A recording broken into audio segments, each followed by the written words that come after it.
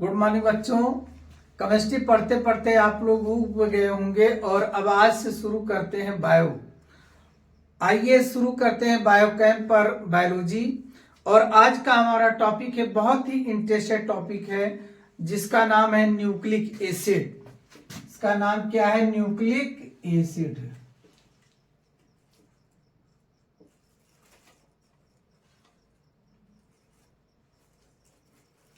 हमारा टॉपिक जो आज का है न्यूक्लिक एसिड।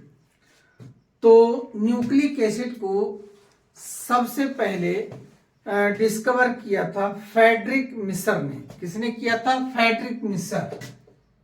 इनको एफ मिसर भी लिखा करते हैं।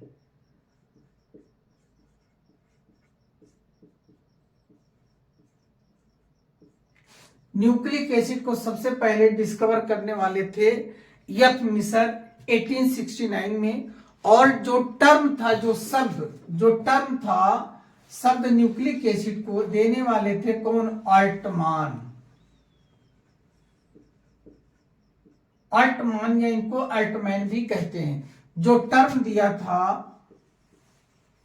किसने दिया था? अल्टमान साहब ने दिया था।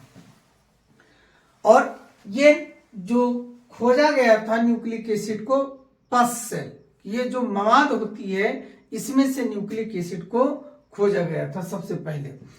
अब आते हैं बच्चे, न्यूक्लिक एसिड का जो डिवाइडेशन है मोस्टली 2 पार्ट में होता है। एक है डीएनए और दूसरा है आरएनए। एक डीएनए और एक क्या है? आरएनए। डीएनए का फुल फॉर्म है deoxy ribo nucleic acid. Deoxy ribo nucleic acid. और आरएनए का फुल फॉर्म है ribo nucleic acid. Ribo nucleic acid. अब देखिए, जो डीएनए होता है, डीएनए डबल स्टैंडर्ड हेलिक्स होता है या डबल हेलिक्स होता है। और आरएनए क्या होता है? सिंगल हेलिक्स होता है। अगर देखा जाए तो आरएनए इस तरह कुछ होता है, ये केवल एक सूत्रीय होता है, या यूं कह लीजिए सिंगल स्टैंडर्ड होता है। और जो डीएनए होता है ये बच्चों, ये सांप की तरह या रस्सी की तरह एक दूसरे में ऐठा होता है, इसलिए इसको क्या बोलते हैं? Double helix. क्या बोलते हैं? Double helix. डबल हेलिक्स, या इसको बोलते हैं double strand.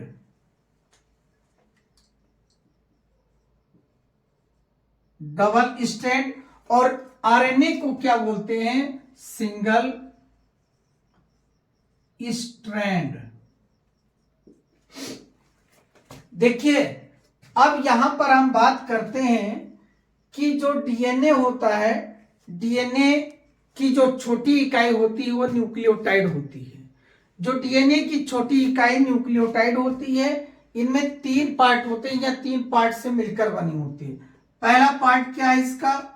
Pentose sugar.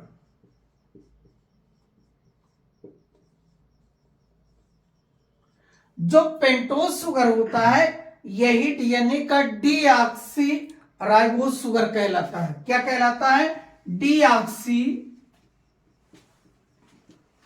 Ribose. Deoxy ribose sugar होता है। और दूसरा जो पार्ट आता है बच्चों, ये नाइट्रोजनस बेस होता है। क्या होता है?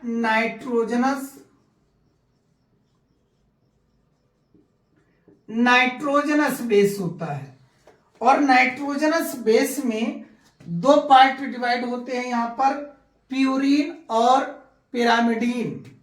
प्यूरिन 2 पार्ट होते हैं, एक होता है प्यूरिन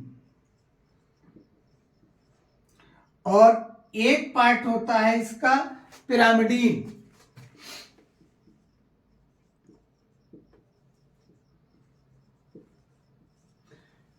तो नाइट्रोजनस बेस का जो दो मेजर पार्ट डिवाइडेशन होता है प्यूरिन और पिरामिडिन। प्यूरिन में दो नाइट्रोजनस बेस आते हैं, एक होता है एडेनिन, एक होता है एडेनिन। इसको हम कैपिटल ए से लिखा करते हैं। किससे लिखा करते हैं? कैपिटल ए से। और इसका जो दूसरा पार्ट है वो क्या होता है? ग्वानिन। क्या होता है? ग्वानिन। इसको हम किससे लिखा करते हैं? जे से लिखा करते हैं। और जो पिरामिडीन है, ये पिरामिडीन को भी हम दो पार्ट में डिवाइड करते हैं। एक होता है थायमीन। क्या होता है? थायमीन।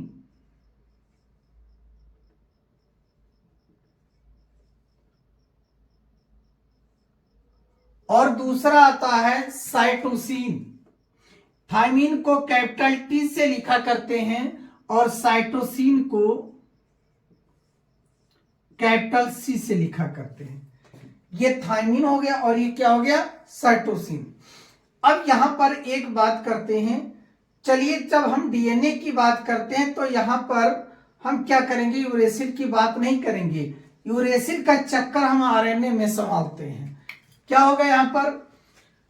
अब इसमें जो शुगर होता है वो डीऑक्सीराइबोस शुगर की जगह पर इसमें जो आरएनए होगा उसमें क्या होगा? Ribose sugar. कौन सी शुगर? राइबोस शुगर होगी। राइबोस शुगर होगी। इसको बच्चों जी यहां लिख दे, दूसरे क्षेत्र में जा गया। और जो इसमें नाइट्रोजनस बेस होते हैं, दूसरा पॉइंट जो इसका आता है नाइट्रोजनस बेस।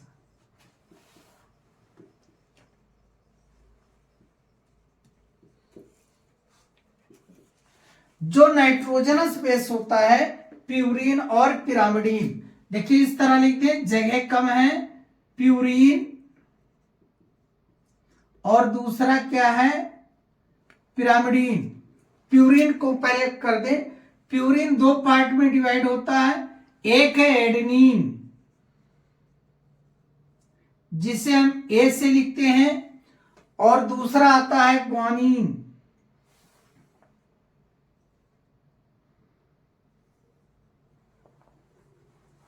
जिसे हम जी से लिखा करते हैं। एडेनिन और ग्वानिन। ठीक। अब इसमें पिरामिडीन आता है, पिरामिडीन।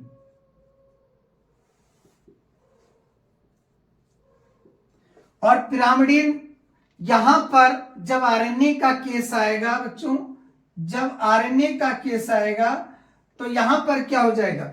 अब देखिए यहां पर थायमीन की जगह पर आरएनए में यूरेसिल आ जाएगा। क्या आ जाएगा? यूरेसिल। यूरेसिल जिसे हम यू से लिखते हैं। और दूसरा आता है ये साइटोसिन। इसका साइटोसिन। साइटोसिन। तो ये डबल स्टैंडर्ड और ये क्या हो गया? Single standard. अब यहां पर देखिए बच्चों, ये कहा जाता है कि डीएनए मोस्टली क्या होता है? डबल स्टैंडर्ड होता है, लेकिन ज्यादातर लोग कह देते हैं ये डबल स्टैंडर्ड ही होता है, लेकिन ऐसा नहीं है। जो डीएनए है डबल हेलिक्स के अतिरिक्त भी सिंगल भी होता है या सिंगल स्ट्रैंड भी होता है। जैसे कि हम कह लें सिंगल स्टैंडर्ड डीएनए की बात करें तो इसमें क्या कर लें? जैसे 5x174 M13 NG41 वायरसेस में या बैक्टीरियोफाज वायरसेस में ये सिंगल स्टैंडर्ड डीएनए भी होता है। और आरएनए को कहा जाता है ये डबल स्टैंडर्ड ना होकर के सिंगल स्टैंडर्ड ही होता है, लेकिन ऐसा नहीं है, डबल स्टैंडर्ड भी आरएनए होता है। जैसे कि wound tumour virus, rice dwarf virus, माइविराइडी में ये जो आरएनए होता है ये डबल स्टैंडर्ड आरएनए भी होता है। ठीक है बच्चों। तो देखिए बच्चों, अब हम चलते हैं डीएनए की स्ट्रक्चर बनाने के लिए, जो डबल हेलिक्स स्ट्रक्चर होता है, जिसको हम क्या कहते हैं, डबल स्ट्रैंड मॉडल कहते हैं। ठीक है,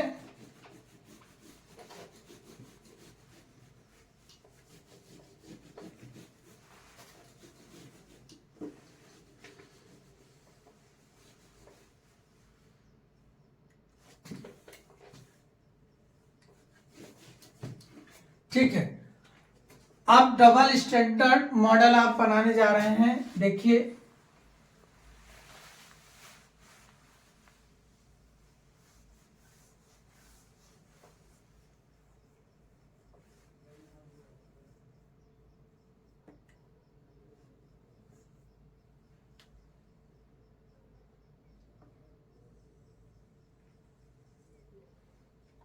नहीं बना।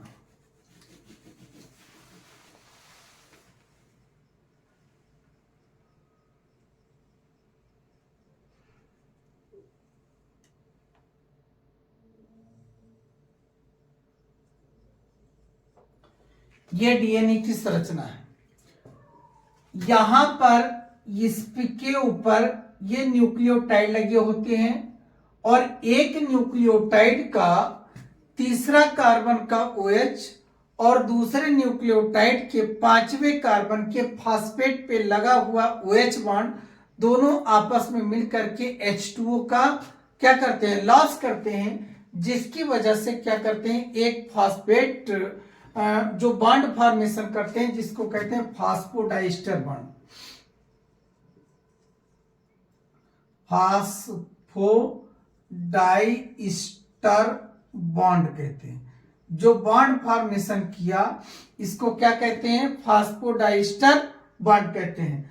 तो जो हमारा पेंटोज शुगर है, जो हमारा पेंटोज शुगर है, पेंटोज मान लीजिए ये क्या है, ये OH है तीसरे कार्बन का, 1 2 3 और ये 4 और ये रहा पांचवा कार्बन।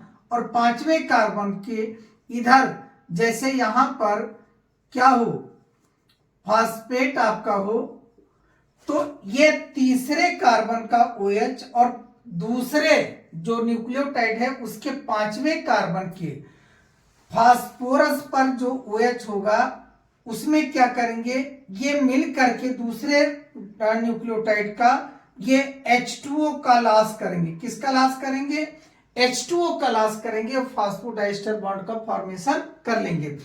अगर एक न्यूक्लियोटाइड था तो उसको न्यूक्लियोटाइड कह लिया, अगर दो थे तो इसको क्या कहा गया, डाई न्यूक्लियोटाइड, और तीन था तो ट्राई न्यूक्लियोटाइड, और ऐसे ये हेलिक्स के रूप में जुड़ते हुए चले जाते हैं। तो ये एक पॉलीन्यूक्लियोटाइड का फॉर्मेशन करते हैं और ये डीएनए का स्ट्रैंड बन जाता है।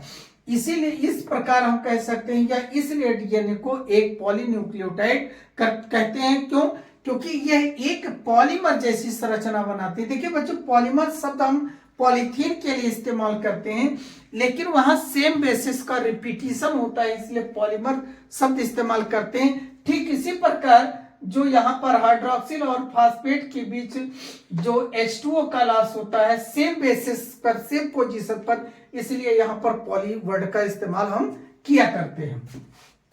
अब देखिए, इन स्ट्रैंड में नाइट्रोजनस बेस जुड़े होते हैं। जैसे कि नाइट्रोजनस बेस को अभी हमने कहा कि नाइट्रोजनस बेस एक क्या है, एडेनिन है, एक थाइमिन है, एक साइटोसिन और एक ग्वानिन है। ये ATCG, एडेनिन, थाइमिन, साइटोसिन और ग्वानिन, ये सभी क्या है, नाइट्रोजनस बेस है। क्या है, नाइट्रोजिनस बेस है, nitrogenous base. Adenine, thymine, cytosine और ग्वानिन ये जुड़े होते हैं। जैसे मान लीजिए यहां पर एडेनिन है, यहां पर थाइमिन है, फिर साइटोसिन है, फिर ग्वानिन है, ये नाइट्रोजनस बेस है। अब दूसरे स्ट्रैंड, ये याद रखिए, डीएनए के दोनों स्ट्रैंड एक दूसरे के एंटी पैरेलल होते हैं, एक दूसरे के विपरीत होते हैं, और इन पे अपोजिट बेसिस का क्या होता है, रिपीटिशन होता है, रिप्लिकेट करते हैं, इसलिए डबल हेलिक्स का फॉर्मेशन करते हैं। अगर हम मान लें कि डीएनए का एक ये 5 डैश एंड है तो दूसरा एंड क्या होगा 3 डैश होगा, तो इसके अपोजिट ये एंड 3 डैश होगा और दूसरे स्ट्रैंड का ये एंड क्या होगा 5 डैश होगा। तो ये एक दूसरे के विपरीत है, या यूं कह लीजिए एक दूसरे की ये एंटी पैरेलल है। ये 5 डैश है 3 डैश की तरफ, तो ये 5 डैश है 3 डैश की तरफ, एक दूसरे के एंटी पैरेलल होंगे। अब यहां पर अपोजिट बेसिस का नाइट्रोजन बेसिस का अरेंजमेंट हो रहा है। तो आप याद रखिए बच्चों, जो एडेनिन होता है थाइमिन से डबल बॉन्ड के द्वारा जुड़ता है हमेशा, और थाइमिन भी एडेनिन से डबल बॉन्ड के द्वारा ही जुड़ता है। और साइटोसिन हमेशा ट्रिपल बॉन्ड के द्वारा ग्वानिन से जुड़ता है, या ग्वानिन ट्रिपल बॉन्ड के द्वारा साइटोसिन से जुड़ता है हमेशा। तो यहां डबल बॉन्ड के द्वारा एडेनिन थाइमिन से, और एडेनिन थाइमिन एडेनिन से, और साइटोसिन ग्वानिन से ट्रिपल बॉन्ड के द्वारा, और ग्वानिन ट्रिपल बॉन्ड के द्वारा साइटोसिन से जुड़ता है। तो ये नाइट्रोजनस का क्या हुआ अरेंजमेंट हुआ। ये अगर हम एक्सिस की बात करें तो ये मान लीजिए आप एक स्ट्रेट लाइन खींच रहे हैं, तो अगर इसके एक्सिस की बात करें तो इधर हाफ इधर हाफ, तो इसकी पूरी एक एक्सिस हुई। अगर आप ऐसे करते हो ऐसे, तो ये हुआ हाफ सर्किल या हाफ एक्सिस। अगर इस तरह आप करते हो तो यहां से लेकर के यहां तक एक हेलिक्स का फॉर्मेशन होता है, एक चक्र का फॉर्मेशन होता है। तो ठीक इसी प्रकार ये कितना हुआ आधा, और ये उसी एक्सिस पर कितना हुआ आधा। तो ये यहां से लेकर के यहां तक क्या फॉर्मेशन किया, एक हेलिक्स का फॉर्मेशन हुआ। यहां से यहां तक कितना हुआ, ये हेलिक्स हुआ, एक हेलिक्स का फॉर्मेशन हुआ यहां से यहां तक। अब देखिए यहां पर भी नाइट्रोजनस का अरेंजमेंट होगा, एडेनिन थाइमिन साइटोसिन ग्वानिन, और ये एडेनिन, और यहां पर क्या ले ले एडेनिन डबल बॉन्ड के द्वारा थाइमिन से, डबल बॉन्ड के द्वारा थाइमिन से एडेनिन जुड़ेगा, और थाइमिन जो है एडेनिन से डबल बॉन्ड के द्वारा, साइटोसिन ट्रिपल बॉन्ड के द्वारा ग्वानिन से, ग्वानिन ट्रिपल बॉन्ड के द्वारा साइटोसिन से, और एडेनिन थाइमिन के द्वारा डबल बॉन्ड से जुड़ेगा। अब यहां से लेकर यहां तक कुल 10 न्यूक्लियोटाइड होते हैं। कितने होते हैं 10 न्यूक्लियोटाइड गिन सकते हैं। ये 10 न्यूक्लियोटाइड हैं, और 10 न्यूक्लियोटाइड में हर 2 न्यूक्लियोटाइड के बीच की जो डिस्टेंस होती है या दूरी होती है, यूं कह लीजिए 2 न्यूक्लियोटाइड के बीच की दूरी कितनी है 3.4 एंगस्ट्रॉम। कितनी होती है 3.4 एंगस्ट्रॉम होती है 2 न्यूक्लियोटाइड के बीच की दूरी। और यहां से यहां तक 10 न्यूक्लियोटाइड है। अगर पूछा जाए कि यहां से यहां तक एक हेलिक्स की लंबाई कितनी होगी, तो हम कह सकते हैं 3.4 angstrom into 10 equal to 34 angstrom. तो हम कह सकते हैं कि यहां से यहां तक की इसकी दूरी कितनी है 34 एंगस्ट्रॉम। अब हम एक इसके एंगल की भी बात कर लें कि एक न्यूक्लियोटाइड, जो 2 न्यूक्लियोटाइड ये हैं, इनके बीच जो बॉन्ड एंगल है वो 36 डिग्री का होता है, 36 का होता है। और कितने न्यूक्लियोटाइड है 10, तो 10 न्यूक्लियोटाइड हैं, तो हम कह सकते हैं ये कितना बनाए 10 न्यूक्लियोटाइड है 360 डिग्री का कोण बनाएगा। एक हेलिक्स में कितने डिग्री का कोण बनेगा 360 डिग्री का। तो बच्चों इसी तरह इन पर भी क्या होता है एडेनिन थाइमिन साइटोसिन ग्वानिन और एडेनिन बेसिस का अरेंजमेंट होता है। बेसिस का डबल बॉन्ड के द्वारा थाइमिन, डबल बॉन्ड के द्वारा एडेनिन, ट्रिपल बॉन्ड के द्वारा साइटोसिन, और ये रहा ग्वानिन ट्रिपल बॉन्ड के द्वारा साइटोसिन से, एडेनिन डबल बॉन्ड के द्वारा थाइमिन से। और ये अपोजिट बेस के एंटी पैरेलल हेलिक्स से क्या करेंगे, ये नाइट्रोजनस बेस क्या होगा उसके फास्ट जो न्यूक्लियोटाइड है उनसे क्या करेंगे बॉन्ड फॉर्मेशन कर लेंगे। अब देखिए 2 डीएनए के बीच की जो डिस्टेंस होती है, डायमीटर जो व्यास होता है, वो 20 एंगस्ट्रॉम का होता है। कितने एंगस्ट्रॉम का होता है? 20 एंगस्ट्रॉम का होता है। जो डीएनए होता है, डीएनए पर हमारी जो जनरेशन की ढेर सारी जो भी सूचनाएं हैं एकत्रित होती हैं, या यूं कह सकते हैं जब से इस पृथ्वी की ओरिजिन हुई है, जब से लिविंग ऑर्गेनिज्म का फॉर्मेशन हुआ है या लिविंग बीइंग हमारे इस पृथ्वी पर आए हैं, तब से लेकर के आज तक के सभी जीन हम लोगों के अंदर पड़े हुए हैं, या यूं कह सकते हैं कि जो जीन पड़े हैं वह सुप्तावस्था में है। केवल मॉडर्न डेज के जीन ही लिविंग स्टेज में या फंक्शनल अवस्था में बने हुए हैं। अगर हम डीएनए की बात कर रहे थे तो डीएनए जैसे मान लीजिए अगर क्रोमोसोम की बात करें, अब भाई क्रोमोसोम की बात कैसे नहीं करेंगे, डीएनए का नाम ही आएगा वैसे क्रोमोसोम, क्योंकि क्रोमोसोम से ही तो डीएनए की सब कुछ व्यवस्था बनती है। तो जैसे मान लीजिए ये कोई सेल है और ये सेल के अंदर ये इसका नाभिक है, इसका न्यूक्लियस है, तो न्यूक्लियस में ही डीएनए तो संचित है। और डीएनए अगर डीएनए में संचित है पूरी जनरेशन, पूरी पीढ़ी दर पीढ़ी, तो ये रहा डीएनए। अब देखिए डीएनए है। अब गुणसूत्र की बात करें तो ह्यूमन बीइंग में कितने 23 पेयर या 46 इन नंबर में क्रोमोसोम पाए जाते हैं, जिनमें से जो 2 गुणसूत्र होते हैं या आई मीन 1 पेयर केवल सेक्स क्रोमोसोम पाया जाता है। मेल की बात करें तो मेल में क्या होता है, XY होता है, और फीमेल की बात करें तो इसमें क्या होता है, XX। जो सेक्स क्रोमोसोम होता है, जो सेक्स क्रोमोसोम जो सेक्स क्रोमोसोम होता है वो किसमें, क्रोमोसोम सेक्स क्रोमोसोम मेल में XY, फीमेल में XX।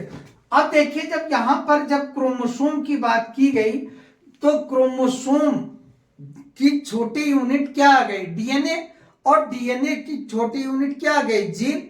या यूं कहिए कि अगर किसी की खाल उधेड़ ना हो किसी क्रोमोसोम की, तो सबसे छोटी खाल, सबसे छोटी यूनिट उसकी जीन आएगी, और उससे बड़ी यूनिट क्या आएगी, डीएनए आएगा, और उससे बड़ी यूनिट क्या आएगी, आपका क्रोमोसोम आ गया। अब हम कह दें कि इस दीवार की यूनिट क्या है, तो ईंट नहीं भाई, ईंट नहीं, 1 एक ईंट। ठीक इसी प्रकार इसकी यूनिट जो होगी क्या होगी, वो जीन होगी। और जीन किसके बने होते हैं, प्रोटीनेशियस इन नेचर होते हैं, ये प्रोटीन के बने होते हैं, या प्रोटीनेशियस इन नेचर होते हैं।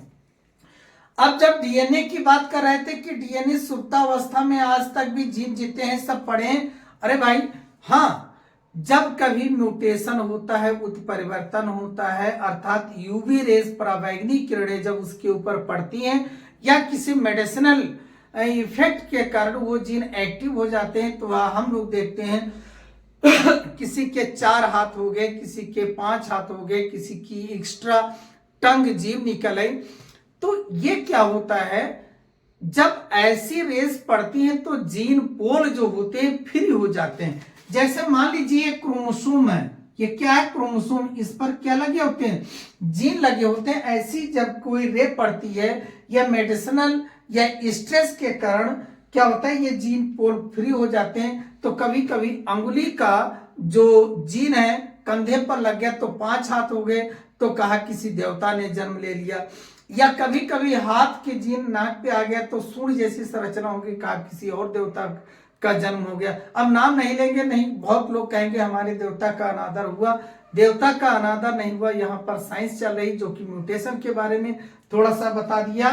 तो देखिए बच्चों, ये रहा डीएनए की संरचना, और डीएनए में सभी अनुवांशिक जो रोग सहित और जो स्वभाव सहित जो भी कुछ होता है सभी कुछ संचित रहता है, जो कि डीएनए अनुवांशिक लक्षणों के बपौती लक्षणों को एक पीढ़ी से दूसरे पीढ़ी तक ट्रांसफर करता है। तो ये रहा बच्चों डीएनए की संरचना। आरएनए की संरचना या आरएनए के बारे में फिर नेक्स्ट वीडियो में मिलते हैं, तब तक के ओके, थैंक यू।